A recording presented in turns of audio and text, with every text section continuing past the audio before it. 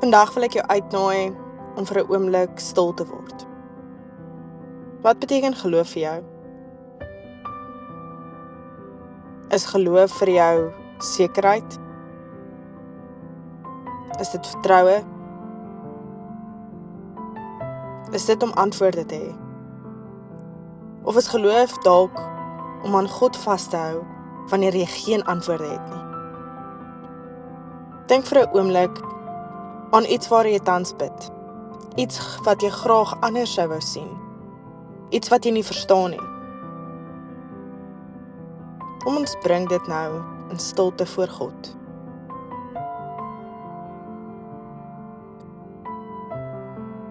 Here, ons kom vandag na U met ons vrae, ons onsekerhede, ons vrese en ons hoop.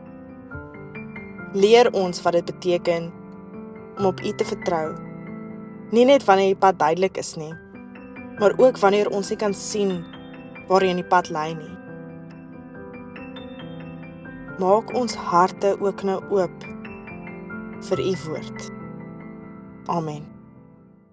Vraag vir ons Genesis 22 vers 1 tot 14. Na verloop van tyd het God Abraham op die proef gestel. Abraham, het hy vir hom gesê, en hy het geantwoord, hier is ek. Toe sê God, neem jou seun Isak, jou enigste wat jy liefhet. Gaan dan na die gebied van Moria en offer hom daar as brandoffer op een van die berge wat ek vir jou sal wys. Abraham het vroeg die oggend sy donkie opgesaal, 2 van sy dienaars met hom saamgeneem en ook sy seun Isak. Hy het die hout vir 'n brandoffer gekloof, gereed gemaak en vertrek na die plek waaroor God met hom gepraat het. Op die 3de dag het Abraham opgekyk en die plek in die verte gesien. Toe sê Abraham vir sy dienaars, bly julle hier met die donkie, ek en die seun wil daarheen gaan. Ons wil aanbid en sal dan na julle terugkom. Abraham het die hout vir die brandoffer geneem en dit op sy seun Isak se skouer gesit. Hy het die kolevuur en die mes gevat, so het die twee saamgeloop. Isak sê toe vir Abraham, sy vader, Pa, en hy antwoord, ja my seun. Toe sê hy, hier is die kolevuur en die hout, maar waar is die lam vir die brandoffer? Abraham het geantwoord, God sal vir homself die lam vir 'n brandoffer voorsien, my seun. So het hulle twee saamgeloop. Toe hulle aankom by die plek wat God vir hom gewys het, het Abraham daar 'n altaar gebou en die hout reggepak. Hy het sy seun Isak vasgebind en hom op die altaar neergelê, bo op die hout. Toe steek Abraham sy hand uit en neem die mes om sy seun te slag. Maar die engel van die Here het na hom uit die hemel toe geroep en gesê, Abraham, Abraham. Hy het geantwoord, hier is ek. Moenie jou hand na die seun uitsteek nie, het hy gesê, en moenie enigiets aan hom doen nie, want nou weet ek dat jy vir God ontzag het. Jy het nie jou seun, jou enigste, van my teruggehou nie. Toe Abraham opkyk, sien hy, daar's 'n enkele ram wat aan sy horings vasgevang is in die bos. Abraham gaan toe en neem die ram. Hy het hom as brandoffer gebring in die plek van sy seun. Abraham het daardie plek genoem, die Here voorsien, sodat vandag nog gesê kan word, op die berg van die Here sal voorsien word. Genesis 22 is seker een van die moeilikste verhale in die Bybel. Ek bedoel, as jy dit lees, dan is daar hierdie ongemak binne in jou. Jy kan nie verstaan hoe God so iets van Abraham sal verwag nie. Jy soek antwoorde, maar hierdie verhaal gee eintlik baie min antwoorde. Abraham ontvang 'n opdrag van God wat eintlik teen alles is wat Abraham tot op hierdie stadium verstaan. Isak is dan die belofte. Hy is die een wat God se verbond moet voordra. Hoe kan God dan so iets verwag? Wat opvallend is dat Abraham ook nie eintlik weet wat aangaan nie. Hy weet nie hoe hierdie verhaal gaan eindig nie. Ons weet dat daar 'n ram bo op die berg wag, maar Abraham weet dit nie. Hy stap hierdie berg uit, eintlik met vertroue. Wanneer Isak vra, waar is die offerlam? Antwoord Abraham, God sal self die lam voorsien. Dis nie 'n antwoord vol sekerheid nie. Dit is 'n antwoord vol vertroue. Die Ou Testamentikus Walter Brueggemann skryf, between the two statements of divine inscrutability stands verse 8, offering the deepest mystery of human faith and pathos. Abraham weet nie hoe God gaan voorsien nie. Hy weet net wie God is.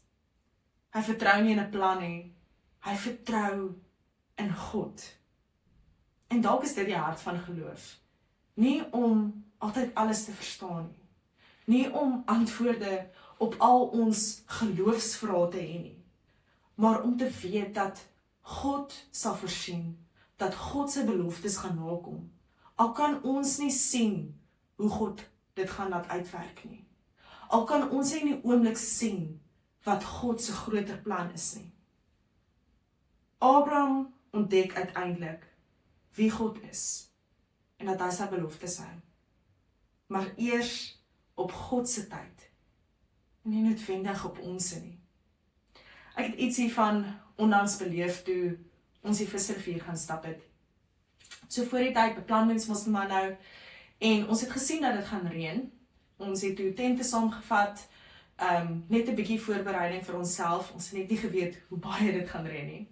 So op die derde dag hierdie middag 4:00 sien ons hoe die donderwolke besig is om uit te rol en ons hoor die donder weer aankom en die reën aankom en dit begin reën en reën en reën. Ander mense se tente het al lankal opgegee en hulle moes gaan slaap by ander. Daar was in 1-2 man tent 3 mense gewees. So dis hikerstente, dit is regtig baie klein. En teen die aand het my en die landrys se tent ook ingegee. En ek bid tot die Here en ek vra en ek smeek dat dit sal ophou reën. Ek het gebid en weer gebid, maar dit het nie ophou reën nie.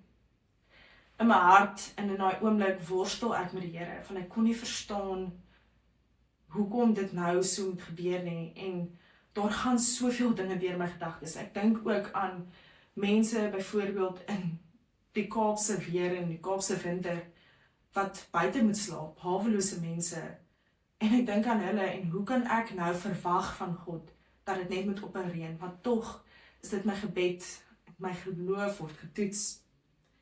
En in daardie oomblik het ek nie die antwoorde gekry wat ek voor gesoek het nie. Eers na die tyd het God vir my perspektief kom gee. Nadat ons die volgende dag klaar is met die reën en alles, hoor ek van mense wat 'n baie erger nag gehad het. Mense wat basies in 'n klein jacuzzi moes slaap in hulle tent. Iemand anders wat selfs nie 'n tent saam gehad het en in 'n poncho moes slaap. En selfs ook toe ons nou uit die canyon uitkom, hoor ons dat daar 'n vloed op pad is, dat die rivier gaan vloed, dat die sluise van die dam oopgemaak is, en dat mense nou ontruim moet word met 'n helikopter. Toe besef ek, God het my gebed verhoor. Hy het dalk nie laat dit ophou reën nie, maar wat hy gedoen het, is hy het ons veilig bewaar in die middel van die storm. God se antwoord is soveel groter as wat ek kon verstaan. En ek dink dit is ook dit wat daar met Abraham gebeur het. In daai oomblik om te besef dat God groter is as ons bekommernisse. Dat God groter is as dit waarvoor ons vrees. En dat ons geloof, hoe klein dit ook al is, nog steeds kan staat maak op hierdie enorme God wat vir ons voorsien. En vandag beteken my geloof vir my soveel meer, omdat ek hierdie verhaal ook op 'n ander manier kan verstaan. En ek hoop, daar's iets in julle lewe wat julle hierdie meer kan vereenselwig, om te weet dat God ook vir jou voorsien in tye wat dit onmoontlik voel.